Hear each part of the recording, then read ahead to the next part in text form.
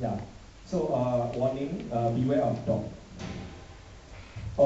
There are a few warnings I want to bring up. The dog, Lucy and Petrus. Basically, these people are kind of like the unknowable others to a certain extent. Just to kind of bring out some points about things that we have to remind ourselves about the dog or what they represent. Okay, you want to beware of all of this. Okay, so yeah, so okay. So first, we want to beware of actually be wary lah. Be wary. Say. Okay.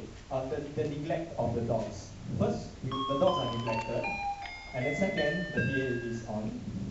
And then you're gonna say anything? No, you're not gonna say anything. So I'm gonna continue. Oh, this is the bell.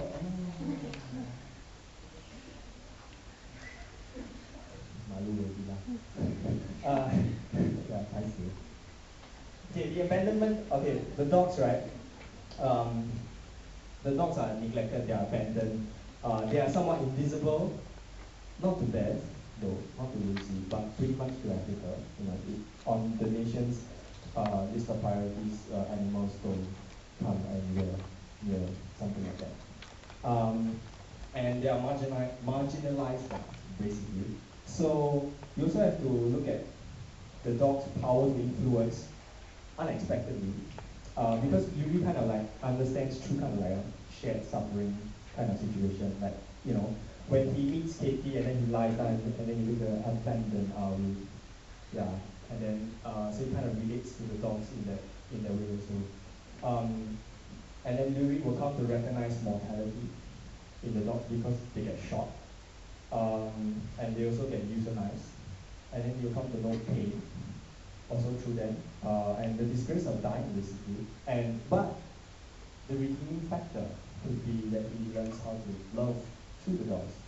Okay, that kind of begins his education, but in a way it will complicate it as well because it's just the dogs is basically you can't really say that the dogs achieve this thing with Yuri. There are a lot of different types of dogs in the novel, so try not to kind of just say the dogs are like one, you lump all the dogs together because there are different types of dogs. There's Katie, there's the dog, the Kenworth dog, there's the dog that he brings to the incinerator, there's the dog in chapter 24, Driftwood, and they all serve different symbols. They have different kind of symbolic functions. Yeah. So you want to like see which dog creates what kind of function. And yep. I want to also raise the point of Lucy. And Lucy says in 161 that I'm a dead person and I do not know yet what will bring me back to life. It kind of reminds me of Duffy actually. You study Duffy, you do, right? I don't know which Duffy poem, but it has a very like Duffy extreme state of mind feel to it. That that she says she's dead, but she's actually alive. What does that mean? Okay, I'll get to that in a bit. We'll have a look at what are the things to beware about Lucy. First of all, there is a silence. You know, after the break, she doesn't say much. There's some things that she doesn't want to say. And because of the silence, also kind of like the inscrutability of Lucy, you can't figure out what the hell is going on with her. You know, she's right in front of you. David hugs her, but she's as stiff as a pole. And what do you get out of a hug like that? You know, stiff as a pole. You don't get anything, you just get a pole. Very bad joke. Moving on. Beware of her questions also. So when she starts to speak, she starts to pose questions to Louis. And then she demands to be seen as an independent being, you know.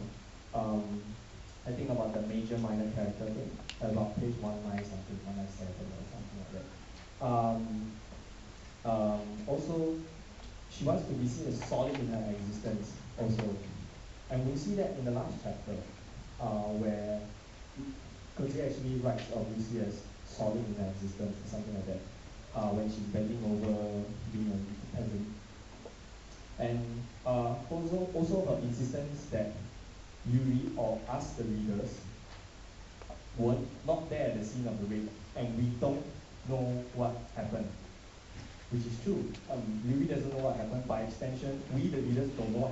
go. So all that's left for us is to kind of imagine what's going on. The thing about Lucy being a dead person, and why I think it's quite symbolic, is that when a person alive describes himself as dead, it's pretty much trying to name something that is unnameable. You're trying to define something that's beyond your own life like that. And it's also, in a way, it's something that we can't seem to know. We can only imagine that, but we will never know what that is like. So that's the bell. Okay. And so in a way, that's how I kind of make sense of how Lucy describes herself as a dead person. That she's alive, she's around, but it's as if she were dead and no one understands her because it's just beyond everyone's comprehension. And I do not know yet what will bring me back to life. Probably bringing herself back to life is possibly being understood by someone. Perhaps that could be a possible way of reading it.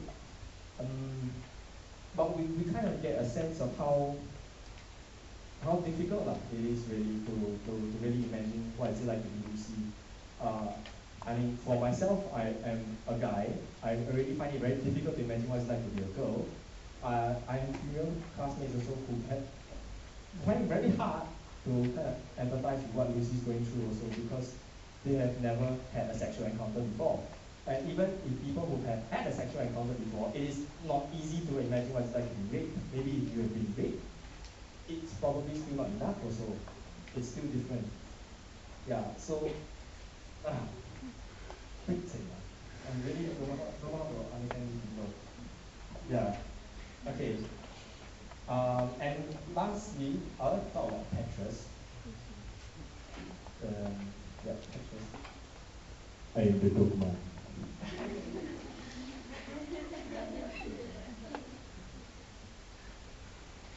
No, a woman must marry, must marry.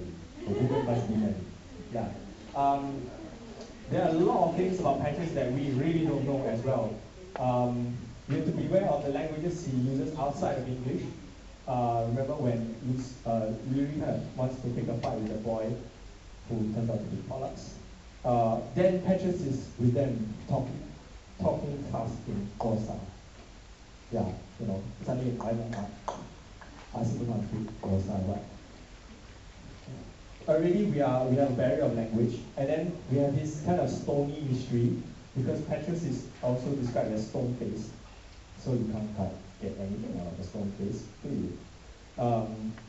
And also he's subtle, but knowing shift in power, like as he slowly kind of turns the tides also. And it makes Louis think of him as sort of like an enemy. And well, Louis is just not going to really understand the other guy, that is Petrus, because we hardly see Petrus at all in the novel if you really think about it. But his presence is pretty much everywhere by the time you close the book. So that's a very interesting phenomenon for me, which kind of makes me wonder whether is Petrus really a dark, malevolent figure, or is it just a conclusion that we arrive through the tinted lens of Louis? Because Louis sees him this way, we are inclined to see Petrus this way as well. Can we kind of shake that off a little bit and try to see who Petrus really is? We probably can't, because the book doesn't give us enough content for that.